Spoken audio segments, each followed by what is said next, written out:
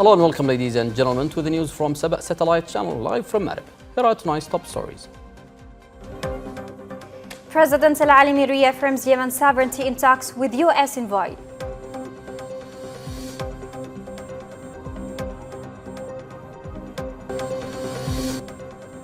Al-Khambashi and Culture Ministry move to boost tourism in Hadramaut.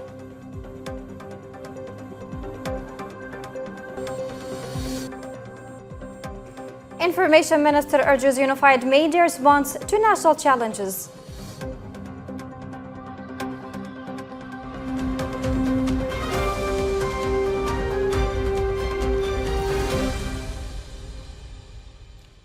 Welcome back. President of the Presidential Leadership Council, Dr. Rashad Al-Alimi, met with U.S. Charge Aid Affairs Jonathan Pichia to discuss bilateral relations and the latest regional and international developments. President Al-Alimi welcomed the international community's position at the Emergency UN Security Council session, highlighting its condemnation of Iranian violations of Yemen's sovereignty and its support for the Houthi militia in defiance of UN Security Council Resolution 2216. The president said the government's response to the recent escalation reflected its legal and moral responsibility as a UN member state, balancing the duty to defend national sovereignty with efforts to avoid a broader regional conflict. Al-Alimi reaffirmed that Yemen will not allow any foreign aircraft to enter or land at any Yemeni airport without the approval of the legitimate government, adding that the government has never closed Sana'a airport, but has repeatedly offered legal arrangements to operate civilian flights through the national carrier Yemeni Airways. The president also noted that the Houthi militia has repeatedly obstructed peace efforts by creating external crises to evade national obligations, stressing that a lasting peace can only be achieved by ending the coup and implementing the agreed national, regional, and international peace frameworks.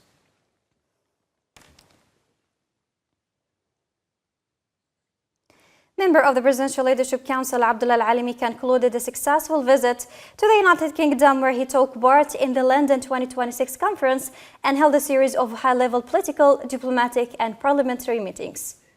During the visit, Dr. Al-Alimi met senior British officials, lawmakers, and foreign policy leaders to discuss developments in Yemen, efforts to achieve peace, restore state institutions, and to strengthen political, security, and defense cooperation. He also called for greater international support for Yemen's legitimate government to safeguard national sovereignty and secure international maritime routes. Al-Alimi met Arab ambassadors and regional media representatives, highlighting the government's vision for peace, recovery, and state restoration, while warning of the threats posed by the Iranian-backed Houthi militia to Yemen and regional security. He concluded the visit by meeting staff at Yemen's embassy in London, praising their service and reaffirming the leadership's commitment to addressing their outstanding financial entitlements.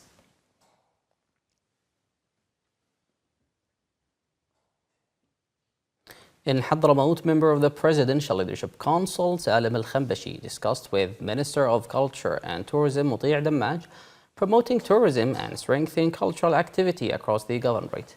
The meeting reviewed preparations for the Balda Tourism Festival, which features cultural entertainment, sporting and heritage events designed to attract visitors from across Yemen. The two sides also discussed developing tourism infrastructure, preserving historical and heritage sites, and encouraging investment in the tourism sector. Al-Khambashi stressed the importance of showcasing Hadramaut's unique cultural and tourism assets to support the local economy and reinforce the governorate's position as a leading national tourism destination. For his part, Dammaj praised the growing tourism and cultural movement in Hadramaut and reaffirmed the ministry's commitment to supporting initiatives that advance the tourism and cultural sectors. Yemen took part in the 29th Ministerial General Assembly of the Arab Industrial Development, Standardization and Mining Organization in the Libyan capital, Tripoli. Leading the Yemeni delegation, Minister of Industry and Trade Dr. Mohammed Al-Ashwal said Yemen's participation reflects its commitment to expanding cooperation with Arab partners and benefiting from shared expertise to develop the country's industrial sector and support sustainable economic growth. Al-Ashwal also stressed the importance of stronger strategic partnerships, greater investment in modern technologies and artificial intelligence, and closer Arab cooperation to build a more resilient industrial sector. Minister of Information Muammar al-Iryani has called for a unified national media response to support the state's position amid recent developments. During a meeting with ministry officials in Aden, al-Iryani stressed the importance of reinforcing the official media narrative and aligning coverage with government policies and statements defending Yemen's sovereignty.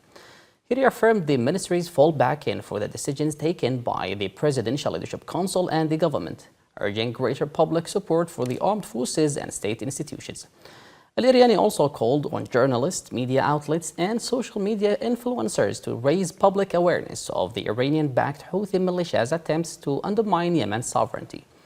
He also praised Saudi Arabia's continued political, humanitarian, and development support for Yemen, describing it as a reflection of the close ties between the two countries.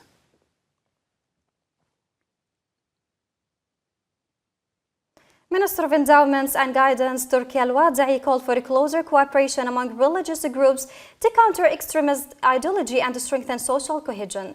Meeting with representatives of several religious organizations in Aden, Al-Wada'i stressed the importance of unity in confronting attempts by the Iranian-backed Houthi militia to spread extremist ideas and benefits that contradict Yemen's Islamic values and national identity. He said the current phase requires stronger cooperation among scholars and preachers to promote moderation, raise public awareness, and protect society from misinformation and ideological extremism. In a military escalation, the armed forces repelled an attack by the Iranian-backed Houthi militia on military positions in the Kanau front, east of Al-Jawf province. According to a military source, army units successfully thwarted the assault, inflicting casualties and equipment losses on the militia and forcing them to retreat. The source said the troops responded with professionalism and combat readiness, preventing the militia from advancing. The military also praised the high level of preparedness and vigilance maintained by armed forces personnel across the front lines. In a new regional reaction to the Iranian interference in Yemeni political and military affairs, Sudan condemned and authorized direct flights from Tehran to Sana'a, describing them as a violation of Yemen's sovereignty and international aviation law. In a statement, Sudan's Foreign Ministry warned that such actions could impose a new operational reality and expand regional tensions from the Strait of Hormuz to the Red Sea and the Gulf of Aden, threatening international trade routes. The statement reaffirmed Sudan's support for Yemen's legitimate government and expressed solidarity with the Yemeni people in the face of continued aggression and violations by the Iran-backed Houthi militia and its external supporters. In development affairs, King Salman Humanitarian Aid Relief Center and the United Kingdom's Foreign, Commonwealth and Development Office have announced a joint $10 million contribution to the UN World Food Programme to strengthen food security and combat hunger in Yemen. Under the joint initiative, King Salman Relief will provide $5 million to support communities in Hadramaut and Al-Mahra through projects aimed at restoring productive agricultural assets, strengthen climate resilience, and improving livelihoods to reduce long-term dependence on humanitarian assistance. The United Kingdom will contribute a further $5 million to enable the World Food Programme to deliver cash assistance to vulnerable households facing severe food insecurity in Aden, Al-Dali', Lahj, and Hadramaut, helping families meet urgent food needs and protect their livelihoods. The WFP said the joint funding will support more than 500,000 people, reaffirming the commitment of Saudi Arabia and the United Kingdom to strengthen long-term resilience in Yemen.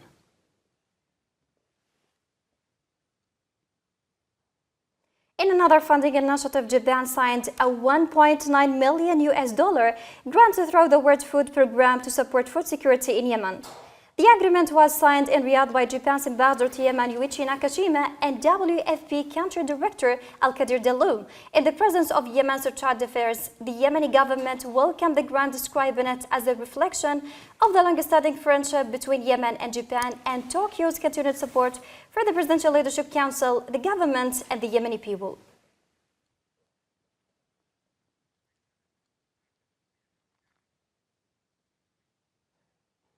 Abyan Governor Mukhtar Rabbash met with Intersos Regional Director for the Middle East, Ricardo Mioli, to discuss expanding humanitarian and development cooperation in the governorate. The governor praised the organization's work in humanitarian response, protection, and support for vulnerable communities, reaffirming the local authorities' commitment to facilitating its operations and broadening assistance to meet growing needs. For his part, Mioli reviewed Intersos' ongoing and planned projects in Abyan, stressing the organization's commitment to continuing its humanitarian programs in coordination with local authorities to improve living conditions and strengthen the humanitarian response across the governorate.